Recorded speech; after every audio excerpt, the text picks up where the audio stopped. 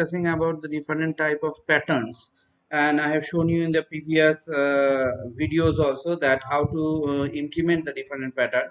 Today I'm going to show you one particular range. So here you see it that I have used a nested loop with a demo. Okay, so the demo nested loop, that means this is a loop has been used, and based on this loop what has been taken, I have taken a range from 1 to 6.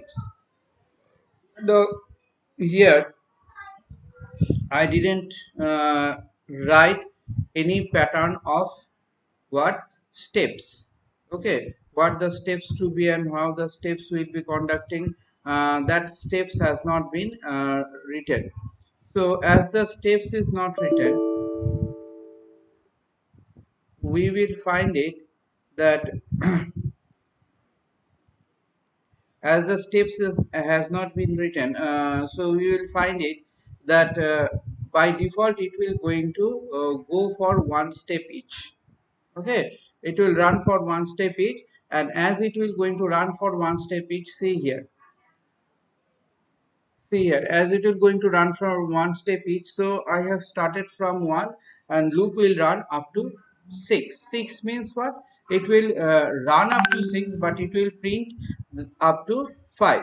Okay, that means what is the for range, as I have discussed in my earlier videos also, that as you will going to discuss the for range, in a for range we will going to find it that for will have a starting value and the ending value. Ending value means what the ending value you have given, till that much it will not go, means it will not show. It will show before of that particular defined mark, till how much you want to run. Okay, so this is what is a for loop. You find it that I have taken one for loop for I and one for loop for the j. Okay, one for loop for j. So j for loop is one, I 1 and 1 plus I. This is the particular stage has been given for this particular data that will going to run here. Now as the data will going to run here, what we find, what I am printing here j. So as I am printing here j and slash n, I am giving for a new line. So see here, 1, then 1 2, then 1 2 3, then 1 2 3 4, then 1 2 3 4 5. Okay, so this is the particular stage what you find it that will going to run, and it will going to show you that how the loop is executing, how the loop will going to run in this particular scenario. Clear? So in this particular scenario I am making it out that there are the two loops. This is the outer loop, this one is an inner loop. So inner loop will run for 6 times.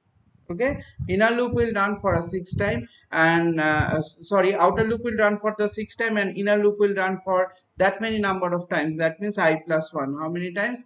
Till to this time. Now how the comparison will going to do is, the comparison hasn't given yet. That means if till to the value of I less than what? Less than 6. Okay, less than equals to 6. So I is increasing, I am increasing the I. So I is increasing here in this particular format, started from 1. So as this also been working with this particular outer loop, where you find it that the loop has been started from 1, and it will going to end up to 6. Then 1 plus 2, then 2 plus 1 3, 3 plus 1 4, 4 plus 1 5, 5 plus 1 6. So as soon as it will be 6, the thing will quit out from here. Okay, so how it will going to type, that means how it will going to print.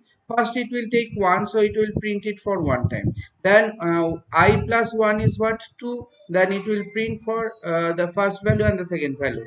Then the 3, so first value, second value, third value. Okay, similarly it will become 4, first, second, third, fourth.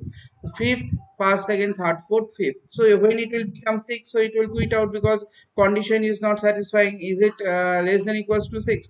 It is not given. The question arises, it is given. No, it is not given. But by default, this particular stage or setup is done for the for loop, that the loop you will going to run, loop will going to run up to that particular variable. Now here one thing I need to point out to you. Here I am seeing this is one position, this is 1 and 2 position, this is 1 2 3 position, this is 1 2 3 4 position, this is 1 2 3 4 5 position. The question arises, it will come to 5, so it will print it. No, Therefore, what then what? That means it is a original position for the